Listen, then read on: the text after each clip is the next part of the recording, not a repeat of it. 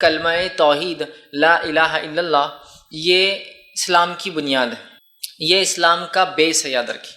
جو شخص اس کو مانتا ہے، اس کے مطابق زندگی گزارتا ہے، وہ جنت میں جائے گا۔ جو شخص اس کلمے کا انکار کرتا ہے، اس کے مطابق اس کی زندگی نہیں ہوتی ہے، وہ جہنم میں جائیں گا۔ مطلب کتنی بنیاد اور کتنی اہم چیز ہے یہ کلمہ، جس کا معنی ہوتا ہے نہیں کوئی معبود برحق سوائے اللہ کے، لا الہ الا اللہ، نہیں کوئی معبود برحق سوائے اللہ کے، ٹھیک، یہ اس کا معنی ہوتا ہے۔ اس کلمے میں دیکھیے پہلے آپ نفی ہے لا الہ، ہم سارے معبودان باطلہ کا انکار کرتے ہیں۔ پہلے انکار ہے کہ نہیں کوئی معبود برحق، مطلب پہلے ڈینائل ہے، پہلے انکار ہے، مطلب دنیا کی ہر وہ چیز جس کی انسان پرستش کرتے ہیں، عبادت کرتے ہیں، اس کے سامنے جھکتے ہیں، ان تمام کی سب سے پہلے ہم انکار کر نفی کر دیتے ہیں، نہیں کوئی معبود برحق۔ پھر کہتے الا اللہ، سوائے اللہ رب العزت کے۔ تو گویا پہلے نفی ہے پھر اس بات ہے، پہلے انکار ہے پھر اقرار ہے۔ یہ بڑی افسوس کی بات ہے، جب کلمے کا معنی مسلمان نہیں سمجھتے تو پہلے اقرار کرتے اور پھر انکار کرتے اپنے عمل سے۔ اکثر مسلمان لا الہ الا اللہ پڑھتے تو ہیں، لیکن کلمے کا اقرار زبانی تو کرتے ہیں، لیکن زندگی میں عمل الٹا ہے، پہلے اللہ کا اقرار کرتے اور بعد میں ہر چیز اس کے ساتھ ماننا شروع کر دیتے ہیں، جبکہ کلمے کا معنی ہے پہلے ہر چیز کا انکار کر دو، جو چیزوں کی عبادت اللہ کو چھوڑ کر ہوتی ہے، اس کے بعد اقرار کرو اللہ کا۔ بہرحال یہ اس کا مختصر سا معنی ہے اس کلمے کا۔ اللہ رب العزت نے سورہ محمد سورہ نمبر 47 اس کی آیت میں 19 میں فرمایا اور کہا فَعْلَمْ، نبی اکرم صلی اللہ علیہ وسلم کو بتا دیا گیا کہ پس اے نبی تم اس بات کو جان لو، اس بات کو تم جان لو، اس بات کو تم سمجھ لو، فَعْلَمْ، اس بات کا علم حاصل کر لو۔ اے نبی آپ گویا نبی کے ذریعے امت کو بھی تعلیم دی جا رہی ہے، کیا علم حاصل کرو؟ فَعْلَمْ أَنَّهُ لَا إِلَهَ إِلَّا اللَّهِ، کہ تم یہ جان لو کہ نہیں کوئی معبود سوائے اللہ کے برحق۔ مطلب نبی اکرم صلی اللہ علیہ وسلم کو حکم دیا کہ اے نبی علم حاصل کر لو اس چیز کا، فَعْلَمْ، تو بس آپ اے نبی علم حاصل کر کس چیز کا؟ انہ لا الہ الا اللہ، کہ میں ایک ہوں، میرے سوائے کوئی معبود برحق نہیں ہے، میرے علاوہ کوئی عبادت کے لائق نہیں ہے۔ نبی اکرم صلی اللہ علیہ وسلم کو اللہ رب العزت نے حکم دیا کہ آپ اس کا علم حاصل کر لیجئے، اس بات کو سمجھ لیجئے، اس بات کو اپنی امت کو بتا دیجئے۔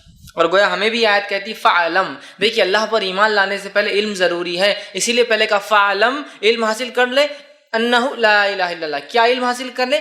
کہ اللہ کے سوا کوئی معبود برحق نہیں، لا الہ، کوئی معبود نہیں سوائے اللہ کے، کوئی عبادت کے لائق نہیں سوائے اللہ رب العزت کے۔ تو گویا توحید کا معاملہ، دین اسلام کا معاملہ علم پر ٹکا ہے، جہالت پر نہیں، اس لیے کہا فَعْلَمْ، علم حاصل کر لو اس بات کا۔ یہ بہت امپورٹنٹ ایشو ہے، یہ بہت اہم چیز ہے۔ اب اگر کوئی مسلمان کہے نہیں مجھے تو معلوم ہی نہیں تھا یہ شرک ہوتا ہے، مجھے تو معلوم نہیں تھا یہ کلمہ توحید کی اہمیت تھی، یا یہ کلمہ ہے اس کا یہ معنی ہے، تو نہیں چلیں گا، اس لیے کہ جب کوئی انسان اقرار کرتا ہے توحید کا تو فَعْلَمْ، اللہ نے کہا علم حاصل کر لو اس مسئلے کا، کم از کم لا الہ الا اللہ، یہ سب سے چونکہ بنیادی چیز ہے۔ اگر ایک انسان کو کچھ بھی نہ معلوم ہو اس کے سوا تو بھی کامیابی کے راستے کھلے ہو سکتے ہیں، لیکن سب کچھ بھی معلوم ہو اس کے سوا تو اس کے لیے ناکامیاں ہیں۔ اس کی دلیل یہ ہے کہ آپ صلی اللہ علیہ وسلم فرماتے ہیں قیامت سے پہلے لوگ صرف یہ جانیں گے لا الہ الا اللہ۔ تو صحابہ نے پوچھا اللہ کے رسول یہ کیا فائدہ دیں گا ان کو؟ قیامت سے پہلے لوگ رسول اللہ صلی اللہ علیہ وسلم کو بھی بھول جائیں گے، صرف کیا یاد ہوں گا؟ لا الہ الا اللہ۔ تو صحابہ نے پوچھا اللہ کے رسول یہ کیا فائدہ دیں گا ان کو، کیا کام آئیں گا؟ اور وہ بھی کیا کہیں گے معلوم آپ کو؟ حدیث میں الفاظ ہے، وہ کہیں گے یہ الفاظ ہم نے اپنے بڑوں سے سنے، معنی تو ہم کو بھی نہیں معلوم۔ مطلب وہ لوگ اتنے جاہل ہوں گے کہ کہیں گے یہ الفاظ ہم نے اپنے بڑوں سے سنے، معنی تو ہم کو بھی نہیں معلوم، بس لا الہ الا اللہ۔ تو صحابہ نے کہا اللہ کے رسول وہ کیا فائدہ دیں گا ان کو اتنا؟ تو کہا وہ ان کے لیے نجات کا ذریعہ بن جائیں گا۔ اس لیے میں نے کہا صرف لا الہ الا اللہ کا علم ہو تو آخرت کامیاب ہو سکتی ہے، کامیابی کے دروازے کھلے ہو سکتے ہیں۔ ہاں اس کا ہرگز مطلب نہیں کہ انسان جو اپنے گناہوں کی وجہ سے جہنم میں نہیں جائیں گا، لیکن نجات کبھی نہ کبھی تو ہوں گی۔ لیکن جس کو یہ نہ پتا اور باقی سب پتا ہو تو اس کے لیے ناکامی ہی ناکامی ہے، یاد رکھیے۔ ہاں عذاب ہلکا ہو سکتا ہے لیکن اس کے لیے کامیابی نہیں، اور کامیابی سے مراد میں آخرت کی کہہ رہا ہوں، دنیا کی نہیں۔ دنیا میں تو ہو سکتا ہے دین چھوڑ کے آدمی بہت کامیاب کہلوائے یا کہا جانے لگے یا لوگ پہچانے، لیکن ہم آخرت کی بات کر رہے ہیں۔ تو اگر لا الہ الا اللہ کا بھی علم ہو جائے تو وہ کامیاب ہو سکتا ہے صرف، لیکن اگر یہ علم نہ ہو اور باقی سب بھی ہو تو انسان ناکام ہو جاتا ہے۔ یہ بات بہت اہم ہے اور اس کلمے کو ہم کو یقینی طور سے سمجھنا ہے۔ یہ کلمہ دین اسلام کی روح ہے، یاد رکھیے۔ اب آپ کہیں گے محمد رسول اللہ میں نے کیوں غائب کر دیا اس میں سے؟ میرا عنوان چونکہ ایک وسیع ہے، میں آدم علیہ السلام سے لے کر آسمان تک آ رہا ہوں، ہر دور میں انبیاء کے نام بدلتے رہے، کلمے کی شروعات وہی لا الہ الا اللہ۔ آدم نے بھی لا الہ الا اللہ کہا، نوح نے بھی لا الہ الا اللہ کہا، صالح نے بھی لا الہ الا اللہ کہا، ہود علیہ السلام نے بھی لا الہ الا اللہ کہا۔ تمام انبیاء علیہ السلام جتنے آئے سب کی دعوت لا الہ الا اللہ ہی تھی۔ اس کے بعد وقت اور زمانے کے نبی کے اعتبار سے، وہ نبوت کے اعتبار سے موسیٰ رسول اللہ تھے، کبھی ابراہیم رسول اللہ تھے، کبھی نوح رسول اللہ تھے، کبھی صالح رسول اللہ تھے، کبھی ہود رسول اللہ تھے، وہ بدلتا رہا، لیکن اصل جو چیز رہی، جو اہم ہے، وہ ہے لا الہ الا اللہ۔ اور چونکہ ہم آخری نبی کی امتی ہے تو ہمارے لیے محمد رسول اللہ اس میں اضافہ ہوتا ہے، ورنہ یہ جملہ لا الہ الا اللہ، یہ کلمہ توحید، یہ شروع آدم علیہ السلام سے یہی رہا محمد صلی اللہ علیہ وسلم تک۔ اسی لیے ہم کلمہ توحید میں صرف اتنا جملہ لائے، ورنہ آپ کہیں گے محمد رسول اللہ کیوں غائب کر دیا؟ چونکہ ہم جب دوسرے انبیاء کی بات کریں گے تو پھر وہاں محمد رسول اللہ کی بات نہیں آئیں گی صلی اللہ علیہ وسلم۔ تو اصل کلمہ جو اہم ہے وہ ہے کلمہ توحید، وہ ہے لا الہ الا اللہ۔ کلمہ طیبہ، اس کی فضیلت لا الہ الا اللہ کی کیا ہے، آج میں کچھ باتیں آپ کے سامنے رکھنے کی بہرحال کوشش کروں گا۔ اور یہ اتنی اہم چیز ہے کہ اللہ رب العزت نے جب آدم علیہ السلام کو بنایا اور انسانوں کو دنیا میں بھیجنا چاہا تو ان انسانوں کو جو پہلی تعلیم اللہ رب العزت نے دی، وہ تعلیم بھی کیا تھی؟ لا الہ الا اللہ۔ آپ کہیں گے تعلیم کب ملی ہم کو؟ آئیے اس واقعے کو ہم یاد کرتے ہیں، جس کو عہد الست کے نام سے ہم پہچانتے ہیں۔ اللہ رب العزت فرماتا ہے سورہ اعراف سورہ نمبر 7 اس کی آیت نمبر 172 میں اللہ فرماتا ہے، اس کو عہد الست کہتے ہیں۔ ایک وعدہ تھا جو ہم نے اللہ سے کیا تھا، اور وہ عالم ارواح، مطلب ہم حقیقی اس میں نہیں تھے، روح کے شکل میں تھے۔ یہ کب ہوا؟ آئیے سورہ اعراف میں اللہ رب العزت فرماتا اور کہتا ہے وَإِذْ أَخَذَ رَبُّكَ مِن بَنِي آدَمَ مِن ظُهُورِهِمْ ذُرِّيَّتَهُمْ وَأَشْهَدَهُمْ عَلَىٰ أَنفُسِهِمْ أَلَسْتُ بِرَبِّكُمْ قَالُوا بَلَىٰ شَهِدْنَا۔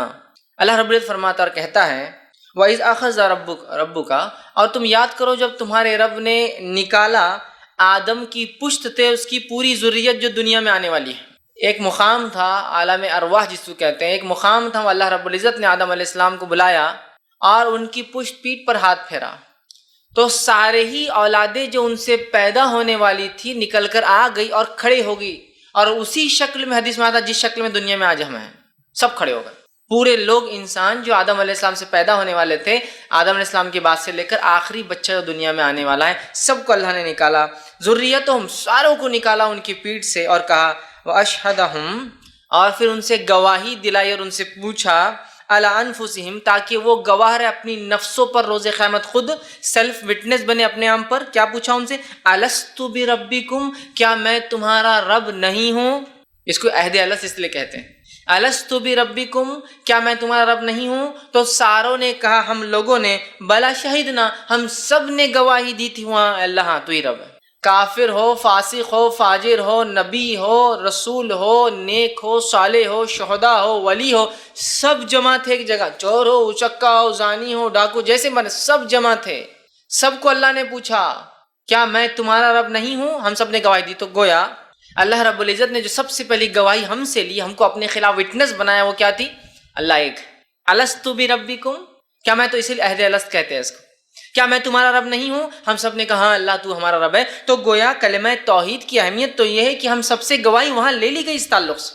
اور اس تعلق سے ایک حدیث بھی آتی ہے جو مسند احمد کے زوائد میں جمع کی گئی ہے۔ حدیث کے الفاظ اس طرح سے ہیں کہ اللہ تبارک و تعالیٰ نے، آپ سے فرماتے، آدم علیہ السلام کے پیٹھ پر ہاتھ پھیرا۔ اس آیت کی تفسیر میں بات آ رہی ہے، پیٹھ پر ہاتھ پھیرا تو قیامت تک پیدا ہونے والی ساری روحیں نکل کر آ گئی، سب جو پیدا ہونے والے تھے سب نکل کر ہم سب آ گئے۔ تو ان کی الگ الگ جماعتیں جو ہے متفرق کر دی گئی، انبیاء کی جماعت، کافروں کی جماعت، شہداء کی جماعت، ولیوں کی جماعت، صالحین کی جماعت، اللہ نے سب کو الگ کر دیا، اور مسلمان کافر سب کو، نیکوکار بدکار سب کو الگ الگ کر دیا۔ پھر ہر ایک کی ویسی ہی صورتیں بنائی جیسی دنیا میں بنائی گئی ہے، مطلب ہم وہاں اسی صورت میں تھے جیسی صورت میں آ جائیں، ہم سب کو بنایا گیا۔ اس کے بعد آپ فرماتے ہیں اور جیسی دنیا میں بنائی جو ہے منظور تھی، پھر ہر ایک کو بولنے کی قوت عطا کی اور ہر ایک کو بولنے کی قوت دی کہ تم بولو۔ اس کے بعد اللہ نے سوال کیا الست بربکم، کیا میں تمہارا رب نہیں ہوں؟ تو پھر آپ فرماتے ہیں کیا میں تمہارا رب نہیں ہوں؟ سب نے کہا آپ ہمارے رب، وہ مالک، وہ مختار ہیں۔ اللہ تعالیٰ نے فرمایا ساتوں آسمانوں، ساتوں زمینوں اور تمہارے باپ آدم کو تم پر گواہ بناتا ہوں۔ ساتوں آسمان اور ساتوں زمین اور آدم علیہ السلام، تم تین لوگ ان پر گواہ رہنا کہ ان سب نے کہا کہ میں ان کا رب ہوں۔ تو یہ سب گواہ بن گئے، زمین بن گئی، آسمان بن گئے اور آدم علیہ السلام بن گئے۔ تو آپ نے کہا باپ کو تم پر گواہ بناتا ہوں کہ تم نے میری ربوبیت کا اقرار کر لیا ہے، ایسا نہ ہو کہ تم کہنے لگو ہمیں خبر ہی نہ تھی، ایسا نہ ہو کہ تم دنیا میں جاؤ اور آ کر پھر مجھ سے کہو کہ ہم کو تو معلوم ہی نہیں ہوا، اور پھر فرمایا اللہ رب العزت خبر نہ تھی کہ ہم نے اس سے ناواقف تھے۔ اعلموا انہ لا الہ غیری، تو اس کے بعد آپ فرماتے ہیں یقیناً تم جان لو کہ میرے علاوہ کوئی تمہارا عبادت کا مستحق نہیں ہے۔ اللہ نے ان سے یہ کہا کہ ایسا نہ ہو دنیا میں جاؤ منمانی کرو، جی کراؤ، پھر مرنے کے بعد اٹھائے جاؤ گے تو کہو اللہ ہم کو تو پتہ ہی نہیں تھا تو رب ہے۔ تو لہٰذا ان سے گواہی لی اور انہیں کہا کہ اے علمو تم جان لو اس بات کو کہ میں ہی صرف تمہارا رب ہوں۔ ہم سب نے روز عالم ارواح میں دنیا میں آنے سے پہلے گواہی دی اللہ تو ہمارا رب ہے۔ پھر آپ فرماتے ہیں میری عبادت کے علاوہ تمہاری اللہ نے فرمایا علاوہ کوئی عبادت کا مستحق نہیں، اور نہ میرے علاوہ کوئی رب ہے، میرے ساتھ کسی کو بھی شریک نہ کرنا۔ اس قول و قرار کے یاد دلانے کے لیے میں تمہارے پاس انبیاء اور رسول بھی بھیجوں گا۔ یہ عہد الست کہ ہم عالم ارواح میں ہم نے کہا ہماری روحوں کو یہ گواہی یاد ہے لیکن ہمارے ذہن بھول چکے ہیں، تو اللہ رب العزت نے فرمایا کہ میں تمہارے جانے کے بعد پھر ریمائنڈر کے لیے نبیوں کو بھیجوں گا، رسولوں کو بھیجوں گا، کتابیں بھی اتاروں گا تاکہ یہ میسج وقتاً فوقتاً، یہ پیغام وقتاً فوقتاً لا الہ الا اللہ کا ریپیٹ ہوتا رہے تم انسانوں کے سامنے۔ تو میں کتابیں اتاروں گا، اور سب نے اس کا قرار کیا اور کہا، ہم سب نے کہا تھا وہاں اللہ کے رسول فرماتے ہیں لا الہ لنا غیرک، اے اللہ ہمارے لیے تیرے سوائے کوئی معبود نہیں۔ اللہ نے سوال کیا، ہم نے جواب دیا، اللہ نے کہا میرے علاوہ کوئی معبود نہیں، ہم نے کہا ہاں اللہ تیرے علاوہ کوئی معبود برحق نہیں، ٹھیک ہے، عبادت کا کوئی مستحق نہیں ہے۔ اور یہ مسند احمد کے زوائد میں یہ روایت آتی ہے کہ ہم سب نے وہاں گواہی دی تھی لیکن دنیا میں آنے کے بعد ہم لوگ اس چیز کو بھول گئے ہیں، یاد رکھیے۔ تو یہ بڑی اہم بات ہے، یاد رکھیے۔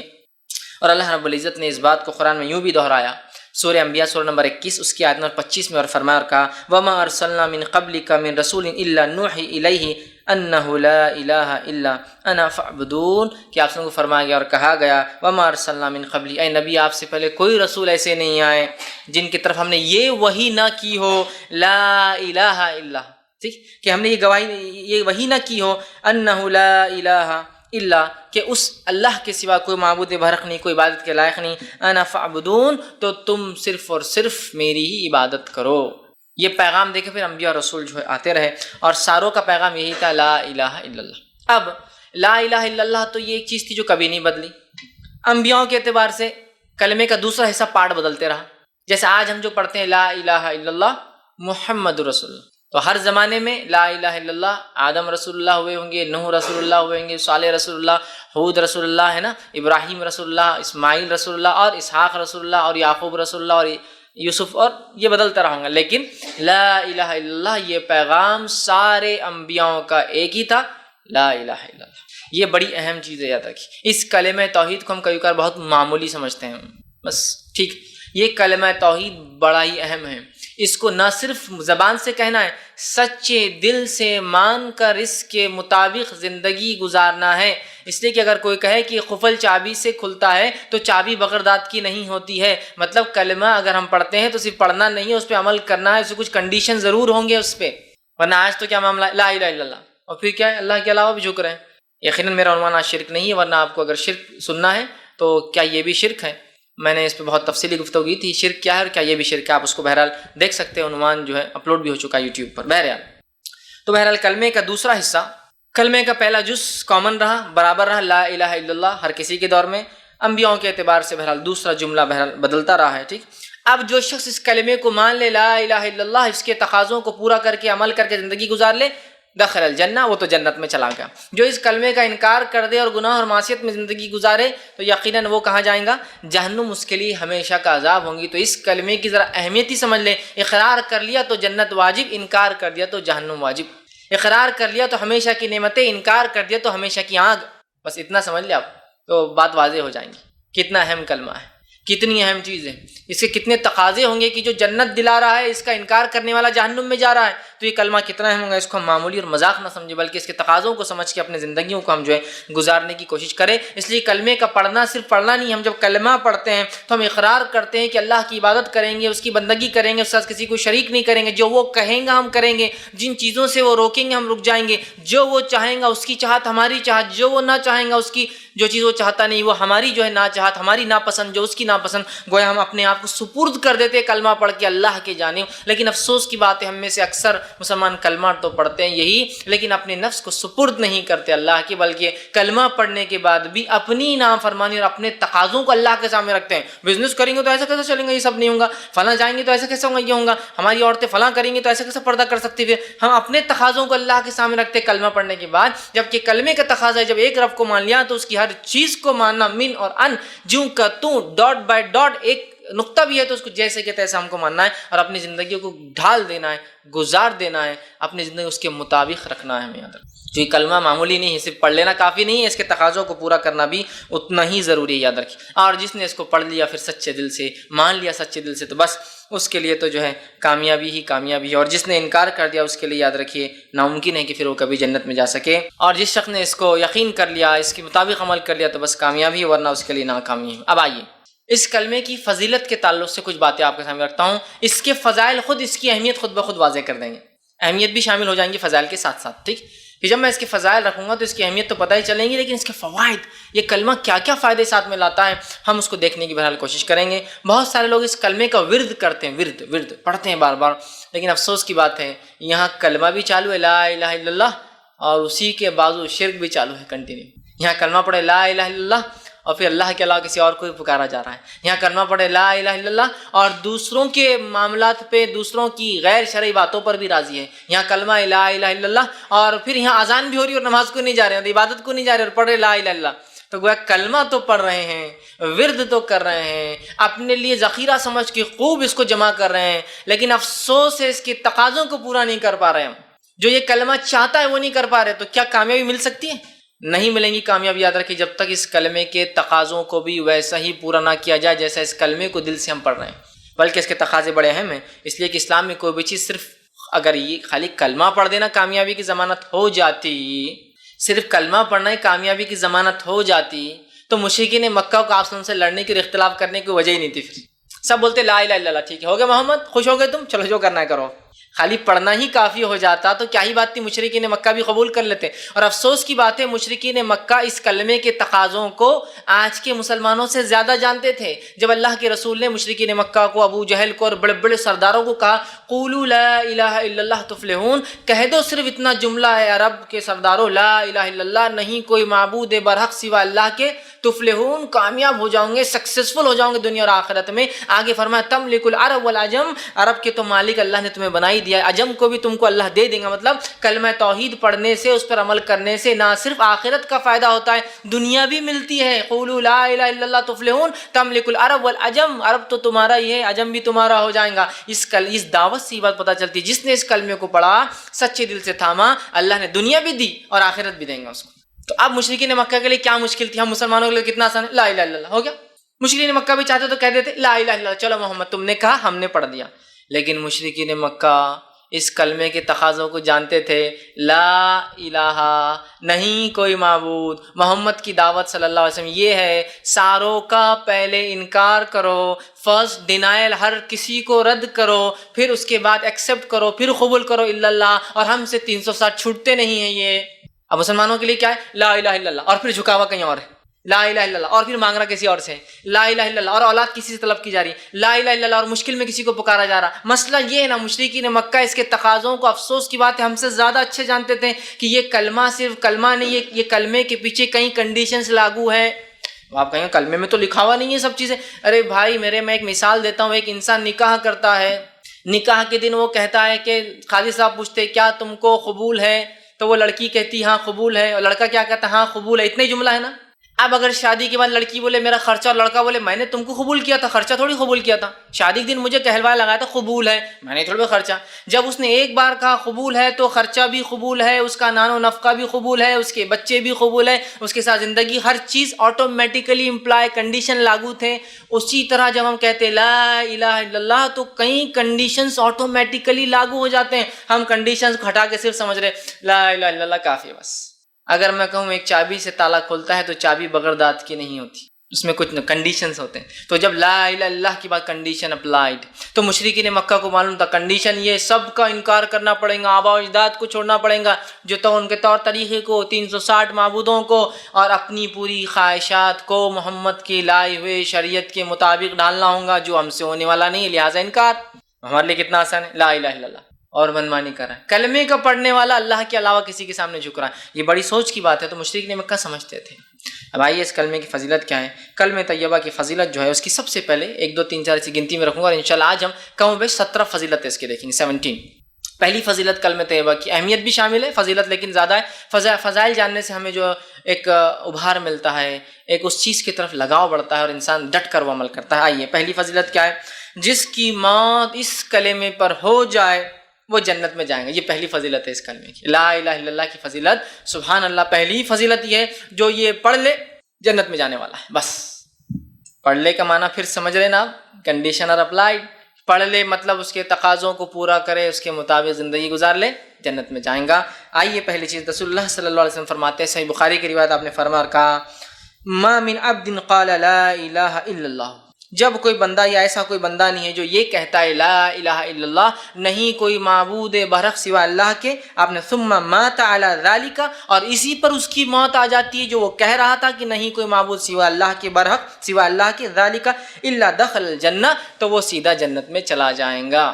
نہیں کوئی ایسا بندہ اللہ کا جو یہ کہہ دے لا الہ الا اللہ، اس کے تقاضوں کو پورا اس میں زندگی گزار لے، وہ مرنے کے بعد سیدھا دخل الجنہ، جنت میں چلا جائے گا۔ جو اس کلمے کے مطابق زندگی گزارے اور اس کی موت اس کلمے پر ہو جائے وہ جنت میں جانے والا ہے۔ میں نہیں سمجھتا ہوں اس سے بڑی کوئی فضیلت اور کسی کلام کی ہو سکتی ہے کہ جس کلام کو انسان زندگی میں پڑھ لے اور اس کلام کے مطابق، اس کلمے کے مطابق، اس سینٹنس کے مطابق اس زندگی گزرے اور اس کلمے کے ساتھ وہ مر جائے، دنیا سے چلا جائے، دخل الجنہ، جنت میں وہ جانے والا ہے۔ کتنی اہم فضیلت ہے نا، جو اس کلمے کو پڑھ کے اس کے مطابق عمل کر لے تقاضوں پہ جنت میں جائیں گا، یہ بہت بڑی فضیلت ہے، یاد رکھیے۔ آئیے اسی طرح اس کلمے کی دوسری فضیلت جو آتی ہے وہ یہ ہے، یہ کلمہ نجات کا ذریعہ ہے، یہ کلمہ نجات کا ضامن ہے، یہ کلمہ سکسیس کی گارنٹی ہے۔ پہلا تو جنت میں جانے کا ہے، دوسرا سکسیس چاہیے، کامیابی چاہیے، کامیابی دنیا کی اور کامیابی آخرت کی، جس کو بھی چاہیے اسے یہ کلمہ پڑھنا، اس لیے کہ یہ کلمہ ضمانت ہے کامیابی کی، سکسیس کی۔ نبی اکرم صلی اللہ علیہ وسلم فرماتے ہیں، مسند احمد کی روایت، آپ نے فرمایا اور کہا من قیل من الکلمۃ، آپ نے فرماتے جو میرا لائے ہوا کلمہ پڑھ لے، ٹھیک۔ اس کے پیچھے ایک پس منظر یہ آتا ہے کہ ابوبکر صدیق رضی اللہ عنہ نے ایک مرتبہ آپ صلی اللہ علیہ وسلم سوال کیا اور پوچھا، دریافت کیا، کوشچن کیا کہ اس دین میں نجات کا ذریعہ کیا ہے، اسلام میں نجات کا ذریعہ کیا ہے، مطلب کس چیز کو آپ یہ کہیں گے کہ یہ نجات کا ذریعہ ہے؟ تو آپ صلی اللہ علیہ وسلم نے ان کے سوال کے جواب میں کہا اور فرمایا جو میرا کلمہ جو میں نے لایا ہوں، لا الہ الا اللہ، نہیں کوئی معبود برحق، نہیں کوئی عبادت کے لائق برحق سوا اللہ کے، جو یہ کلمہ پڑھ لے، قبول کر لے، جس کو میں نے اپنے چچا ابو طالب پر پیش کیا تھا اور اس نے اس کا انکار کر دیا تھا، وہ کلمہ ماننے والے کے لیے نجات ہے۔ کون سا کلمہ پڑھنے والے کے لیے نجات ہے؟ آپ سے سوال کیا ہو رہا ہے، اے اللہ کے رسول اس دین میں نجات کا کیا ذریعہ ہے، سکسیس کا کیا ذریعہ؟ تو فرمایا جو کلمہ میں لایا ہوں، لا الہ الا اللہ، جو میں نے اپنے چچا پر بھی پیش کیا تھا، افسوس میرا چچا اس چیز پر ایمان نہیں لایا، جو اس کلمے کو پڑھ لے تو تمہارے سوال کا جواب ہے، نجات کا یہ کلمہ ذریعہ ہے۔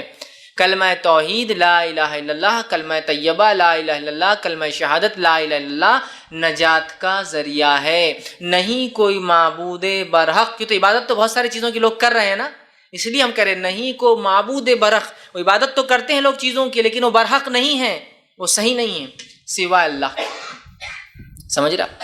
تو یہاں آپ نے فرما رہے نجات چاہیے ابوبکر تو وہ کلمہ پڑھو جو میں لایا تھا، اپنے چچا پر پیش کیا تھا، لا الہ الا اللہ، تو جنت میں تم جاؤں گے، وہ نجات کا ذریعہ، کامیابی کا ذریعہ بن جائیں گا۔ کون سا کلمہ؟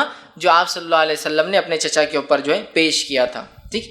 اسی طرح اس کلمے کی تیسری فضیلت یہ آتی ہے کہ یہ کلمہ دنیا کی مصیبتوں سے نجات کا ذریعہ ہے. سبحان اللہ. جنت میں جانے کا ضامن، دنیا میں کامیابی کا ضامن اور آخرت میں نجات کا ذریعہ. یہ کلمہ دنیاوی مصیبتوں اور آفتوں سے بچنے کا باعث اور نجات کا بھی یہ کلمہ ہی ذریعہ ہے، لا الہ الا اللہ. یہ بڑی اہم بات ہے، یاد رکھیں. اس لیے کہ ہم جو ہے یہ کلمہ جو ہے پڑھتے نہیں ہیں، یہ کلمے کو جو ہے نہ سمجھتے اس کے تقاضوں کو، اور یہ کلمہ جو انسان پڑھ لیتا ہے تو وہ شخص جو اپنے جان و مال کی حفاظت کر لیتا ہے. مطلب دنیا میں جو مصیبتوں سے میں نے کہا نجات کا ذریعہ وہ یہ ہے کہ جو شخص یہ کلمہ پڑھتا ہے وہ اپنی جان و مال کو محفوظ کر لیتا ہے. لا الہ الا اللہ، نہیں کوئی معبود برحق سوا اللہ کے، الا اللہ فمن قالہ فقد عصم منی. جس نے یہ کہہ دیا اس نے اپنی جان اور مال مجھ سے بچا لیا. اس لیے میں کہہ رہا ہوں کلمہ توحید لا الہ الا اللہ پڑھنے والے کی جان اور مال محفوظ رہتی ہے. سمجھ رہا؟ جان اور مال اسی کیا ہوتی ہے؟ محفوظ رہتی جو کلمہ توحید کو پڑھتا ہے. اسی وجہ سے میں نے یہ بات لائی. ٹھیک. تو وہ اس نے میرے بچا لی. الا بحقی وحسابہ علی اللہ، اور حق کے ساتھ ہم ان کی جان نہیں لے سکتے، اور اگر ان کے دل میں کچھ غیر غلط ہوگا تو اللہ کے پاس ان کا معاملہ ہے، ہم اس معاملے میں گرفت نہیں ہوتی. مطلب اگر کسی کے دل میں کوئی چھپا ہو، کوئی منافق ہو تو وہ تو اس کا معاملہ ہے، ورنہ ہمارا تو معاملہ ختم ہو گیا. تو گویا کلمہ توحید لا الہ الا اللہ پڑھنے سے دنیا میں مصیبتوں اور پریشانیوں سے اور قتل و غارتگی سے انسان بچتا ہے. چوتھا فائدہ اور فضیلت اس کلمہ توحید کی وہ یہ ہے، یہ کلمہ طیبہ جو ہے یہ جڑ ہے اور باقی سارے اعمال جو ہے وہ شاخیں ہیں. کلمہ طیبہ اسلام کی ایکچوئل جڑ ہے. اسلام اگر ایک جھاڑ ہے تو کلمہ طیبہ لا الہ الا اللہ جڑ ہے، روٹس ہے، اور اس کے بعد جتنے عمل، نماز، روزہ، زکوٰۃ، حج، اچھائی کا حکم دینا، برائی سے روکنا، صدقات اور خیرات کرنا اور نیکی کرنا اور جہاد کرنا اور جو کچھ ساری چیز کی شاخیں ہیں. تو کلمہ طیبہ جڑ ہے، روٹ ہے، اور باقی سارے اعمال جو زندگی میں آپ اور میں کرتے اسلام جو حکم دیتا ہے وہ سب کیا ہے؟ برانچز ہیں اس کی، شاخیں ہیں اس کی. تو روٹ بہت ضروری اچھی ہو، ہماری مضبوط ہو. تو آئیے ہم دیکھتے ہیں. اس لیے کہ آپ صلی اللہ علیہ وسلم نے جو ہے حدیث میں فرمایا کہ یہ روٹ ہے جو میں بیان کر رہا تھا، یہ اس کی جڑ ہے اسلام کی. اس کے تعلق سے حدیث صحیح بخاری کی روایت آپ نے فرمایا اور کہا ایمان کی 70 سے زیادہ شاخیں ہیں، ان میں سب سے بہترین شاخ لا الہ الا اللہ ہے، اور سب سے چھوٹی شاخ راستے سے تکلیف دہ چیز کو ہٹانا ہے، اور شرم و حیا بھی ایمان کی ایک شاخ ہے. کیا فرمایا؟ ایمان کی 70 سے زیادہ برانچز ہے، ایک روایت میں 77 تک ہے، 70 سے زیادہ 77 برانچز ہے. سب سے افضل برانچ اس کی سب سے اعلیٰ ہے لا الہ الا اللہ، اور سب سے ادنا ہے راستے سے تکلیف دہ چیز کو ہٹانا. تو گویا لا الہ الا اللہ جڑ ہے اور باقی تمام چیزیں کیا ہیں؟ وہ اس کی شاخیں ہیں. یاد رکھیے لا الہ الا اللہ کیا ہے؟ جڑ ہے، اور باقی تمام چیزیں کیا ہے؟ اس کی شاخیں ہیں. یاد رکھیے. اسی طرح اس سے فضیلت پتہ دی. پانچویں فضیلت کلمہ طیبہ کی وہ یہ ہے، کلمہ طیبہ کی مثال ایک پاکیزہ درخت کی ہے، ایک پاک جھاڑ کی ہے. یاد رکھیے. اور ایسا جھاڑ جو پھل بھی لاتا ہے، بہت تناور ہے، بہت مضبوط ہے، اس کی شاخیں آسمان کو جا کر چھوتی ہے. تو کلمہ طیبہ ایک بہترین درخت ہے، یاد رکھیے، جو پھل لاتا ہے. اس کا معنی یہ ہے کلمہ طیبہ ایک جھاڑ ہے جس کو اگر دنیا میں انسان لگاتا ہے تو اس کا پھل معنی ہے آخرت میں اس کا بدلہ پائیں گا. اور اللہ رب العزت نے کلمہ طیبہ کو جھاڑ کی تمثیل، مثال خود دی، میں نہیں دے رہا ہوں. آئیے سورہ ابراہیم سورہ نمبر 14 آیت نمبر 24 سے لے کر 27 میں اللہ فرماتا اور کہتا ہے الم تر کیف ضرب اللہ مثلا کلمۃ طیبۃ کشجرۃ طیبۃ. کیا اللہ رب العزت تمہارے لیے لوگوں ایک ضرب اللہ مثال دیتا ہے، ایک ایگزامپل دیتا ہے. کیا ایگزامپل ہے؟ کہ ایگزامپل ہے مثلا کلمۃ طیبۃ کشجرۃ طیبۃ، کہ کلمہ طیبہ کی لا الہ الا اللہ کی مثال ہے جیسے کہ ایک پاکیزہ جھاڑ. مطلب اس کے اپیرنس سے بھی وہ خوبصورت دکھتا ہے. ایک کاٹے جھاڑ کو آپ پاکیزہ جھاڑ نہیں کہیں گے، ایک بدبو دار جھاڑ کو آپ پاکیزہ جھاڑ نہیں کہیں گے، ایک بدنما جھاڑ کو آپ پاکیزہ جھاڑ نہیں کہیں گے، ہے نا، ایک ہلکا زمین پہ بالکل ایک دم گرنے پہ ایسے جھاڑ کو آپ پاکیزہ نہیں کہیں گے. تو اللہ فرما رہا ہے الم تر کیف، اللہ تمہارے لیے لوگوں کیسی مثال دے رہا ہے، سنو. ضرب اللہ مثلا کلمۃ، تمہارے لیے مثال ہے کلمہ طیبہ کی، کشجرۃ طیبۃ، ایک پاکیزہ جھاڑ کی ہے، اصلها ثابت وفروها فی السماء، جس کی زمین میں جڑیں دھسی ہوئی ہے، مضبوطی سے گڑی ہے، اور جس کی شاخیں فروها فی السماء، آسمان کو چھوتی جائے گی. سبحان اللہ. کیا جھاڑ ہے؟ جو لوگ کاشتکاری کرتے ہیں ایسے جھاڑ کو دیکھ کر کتنی خوشی ہوتی ہے نا کسی بھی انسان کو. کاشتکاری نہیں بھی کرتے ہیں، آپ راستے سے جا رہے ہو، بڑا جھاڑ دکھتا ہے، بہت جڑیں اور خوب اونچی شاخیں، تو آپ بھی 2 منٹ گاڑی روک کے بولتے ہیں کیا بہترین جھاڑ ہے. تو کہا کلمہ طیبہ ایک ایسا پاکیزہ جھاڑ ہے جس کی جڑیں مضبوط ہے، جس کی شاخیں آسمان کو فروها فی السماء تؤتی اکلها کل حین باذن ربها. اور اپنے رب کے حکم سے ہر موسم میں ہر بار پھل بھی لاتا ہے۔ ایک بہت بڑا جھاڑ بغیر پھل کی ہو تو کیا فائدے کا؟ آپ خود بولتے ہیں یار کھیت کا بہت حصہ ویسٹ کرا، اٹھا کے پھینک ڈالو۔ تو کلمہ طیبہ ایک پاکیزہ جھاڑ ہے، جڑیں مضبوط، شاخیں آسمان کو چھوتی ہے، اور اپنے رب کے حکم سے ہر بار ہر موسم میں پھل لاتا ہے، کنٹینیوسلی فروٹ دینے والا جھاڑ ہے، کبھی بھی جاؤ اور آپ کو پھل مل جائیں گا۔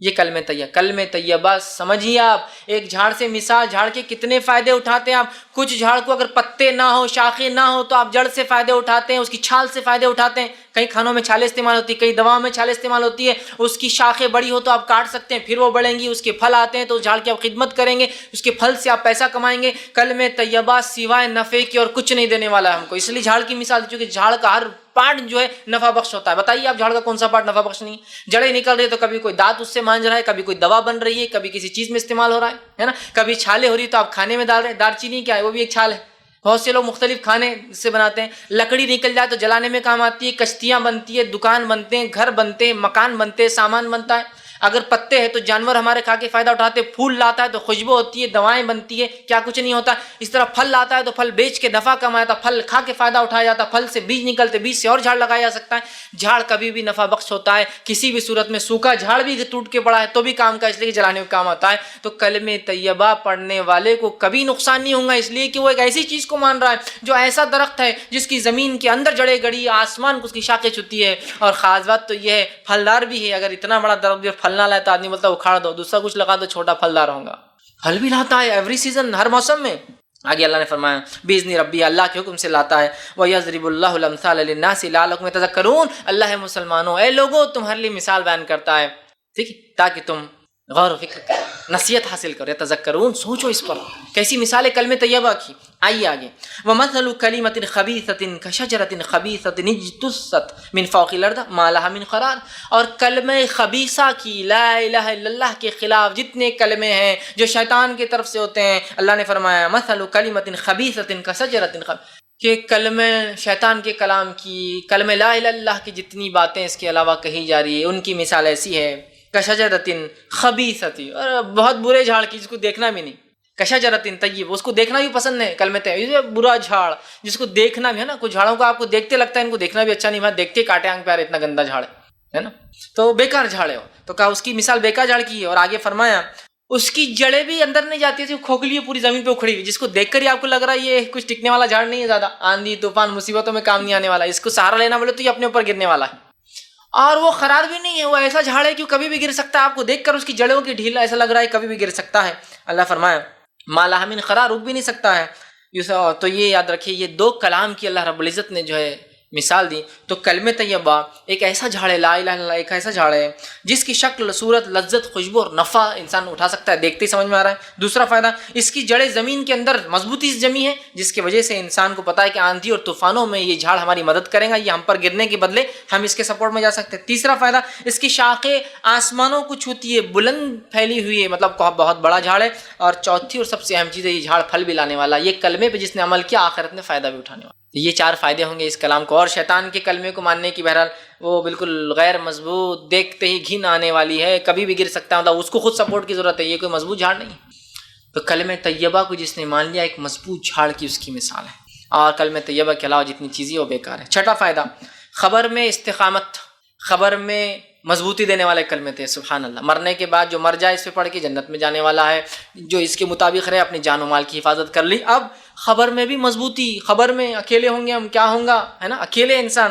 آئیے جو ہے مسند بزار کی یہ روایت ہے، ماں عائشہ رضی اللہ عنہا فرماتی ہے، آپ نے سوال کیا اللہ کے رسول، میں ایک کمزور عورت ہوں، عورتیں ویسے بھی کمزوری ہوتی ہے نا مردوں کے مقابلے میں، تو وہ فرماتی ہے اور کہتی ہے میں ایک عورت ہوں اور میں ضعیف ہوں اللہ کے رسول، میں کمزور ہوں، بہت ڈرتی ہوں، جلدی ڈر لگ جاتا ہے، جلدی پریشان ہو جاتی ہوں۔ عموماً ہوتا ہے عورتوں میں یہ صفت ہے، جلدی ڈر جاتی ہے، جلدی پریشان ہو جاتی ہے۔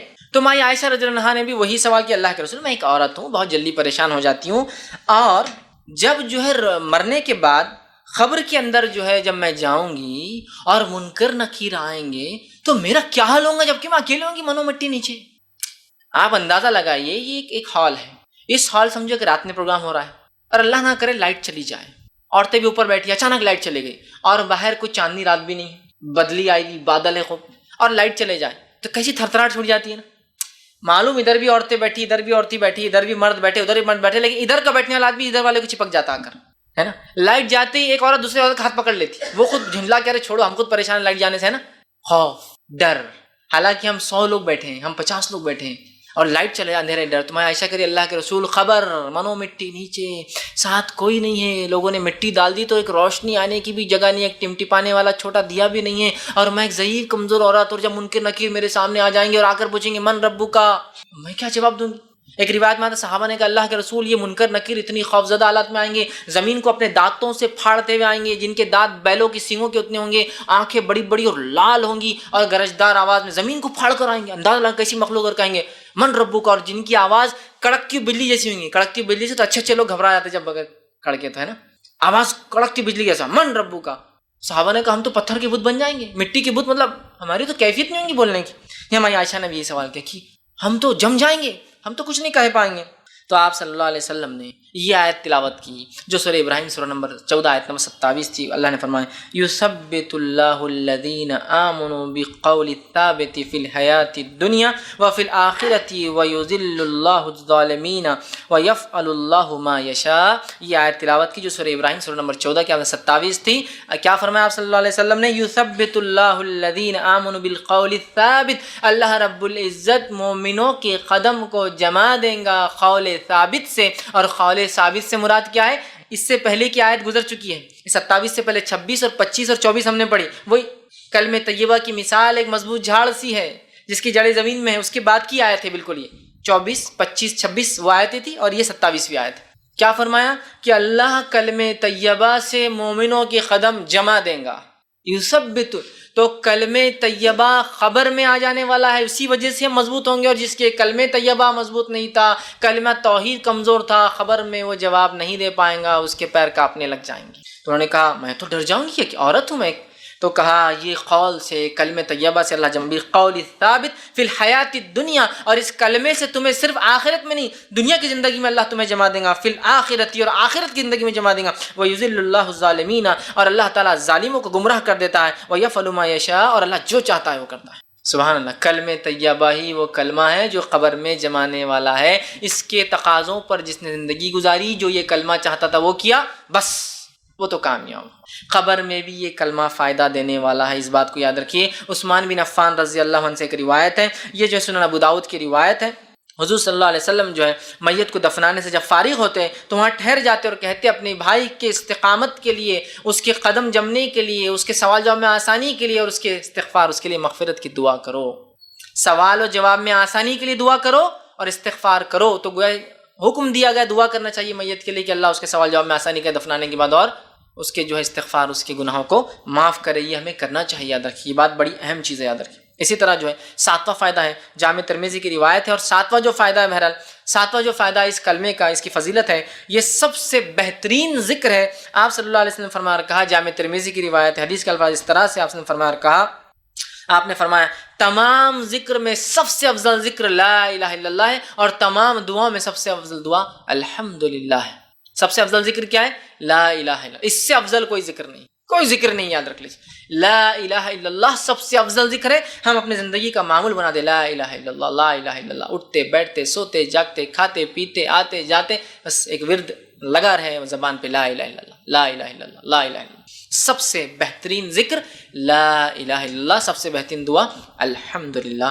یہ اس کا 7واں فضائل تھے. 8ویں فضیلت اس کلمے کی اور کلام کی, کلمہ طیبہ جو شخص پڑھے گا روز قیامت نبی اکرم صلی اللہ علیہ وسلم کی شفاعت کا مستحق ہوں گا. پڑھیں گا سے مراد اس کے تقاضوں کے ساتھ عمل کر کے دنیا سے گیا ہو, اسی پر قائم تھا, تو آپ شفاعت سفارش کریں گے. صحیح بخاری کی روایت ہے, آپ صلی اللہ علیہ وسلم فرمایا کہا جو اس کلمے کو سچے دل سے پڑھیں گا رسول اللہ صلی اللہ علیہ وسلم کی شفاعت حاصل ہوں گی. آپ فرماتے اسعد الناس بشفاعتی یوم القیامت من قال لا الہ الا اللہ خالصا من قلبہ ونفسہ. جس شخص نے میری شفاعت کا مستحق روز قیامت وہ انسان بنے گا, وہ سعادت مند انسان ہوگا جس نے سچے دل سے اپنے نفس میں ہی صحیح یہ کہا ہوگا لا الہ الا اللہ, میری شفاعت ہوگی. نبی اکرم صلی اللہ علیہ وسلم ایسے شخص کی شفاعت سفارش گزارش کریں گے اللہ کے سامنے جس نے کیا پڑھا ہوگا, لا الہ الا اللہ. آپ سمجھ کی شفاعت کے لیے لوگ ترس رہے ہیں, شفاعت کبریٰ ہے یہ, تو پھر اس کے لیے کلمے کو پڑھنا ہے اور کلمے کے تقاضوں کو پورا کر کے دنیا سے جانا ہے. ہمیں یاد رکھیے. اللہ تعالیٰ اس کی ہمیں توفیق عطا فرمائے. نوواں فضیلت، 9 اس کی فضیلت اس کلمے کی کیا ہے؟ کلمہ طیبہ پڑھنے والا، اس کے عمل کرنے والا دوزخ میں نہیں جائیں گا. کلمہ طیبہ پڑھنے والا، اس پر عمل کرنے والا جہنم میں داخل نہیں ہوں گا. ابو یعلیٰ کی یہ روایت ہے. ابو ہریرہ رضی اللہ عنہ فرماتے اور کہتے ہیں رسول اللہ صلی اللہ علیہ وسلم فرمایا کہا تم کثرت سے کلمہ طیبہ پاکیزہ کلام کو پڑھا کرو. وہ کیا ہے؟ لا الہ الا اللہ کو پڑھو، کہتے رہو اس سے پہلے کہ تمہارے پاس اس کلمے اور طیبہ کے درمیان گیپ آ جائے، خلا آ جائے، مطلب موت آ جائے. کلمہ طیبہ کو خوب پڑھتے رہو اس سے پہلے کہ تم اور یہ الگ ہو جائے، مطلب موت آ جائے تمہارے اندر اور اس کے درمیان حائل ہو جائے، یعنی موت آنے سے پہلے اس کو کثرت سے پڑھو. اور جو موت کے وقت اس کلام کو پڑھتا ہے، آگے حدیث کے الفاظ ہیں، جو موت کے وقت اس کلام کو پڑھتا ہوا مر جائے انشاءاللہ جنت میں جائیں گا. اسی لیے میں نے کہا جہنم سے، دوزخ سے اس کی نجات ہے جس نے کلمہ طیبہ پڑھا. اعظم کثرت سے پڑھو اس سے پہلے کہ موت آ جائے، اور جس کا خاتمہ اسی پر ہو جائے لا الہ الا اللہ پر، تو وہ شخص جو ہے جنتی ہوں گا. اللہ رب العزت ہم تمام کو یہ توفیق دے کہ ہم لوگوں کا خاتمہ اسی کلمے پر ہو. جس کا خاتمہ اس کلمے پہ ہو لا الہ الا اللہ، بس وہ جنت میں جائیں گا، آپ نے فرمایا. اسی طرح آپ آگے فرماتے ہیں، مسند احمد کی روایت میں آتا ہے رسول اللہ صلی اللہ علیہ وسلم فرمایا میں ایک ایسا کلمہ جانتا ہوں جو اس کو سچے دل سے پڑھا اور مر جائے تو دوزخ کی آنکھ اس پر حرام ہو جائیں گی. صحابہ نے کہا کیا کلمہ ہے؟ تو کہا لا الہ الا اللہ. دوزخ کی آنکھ حرام.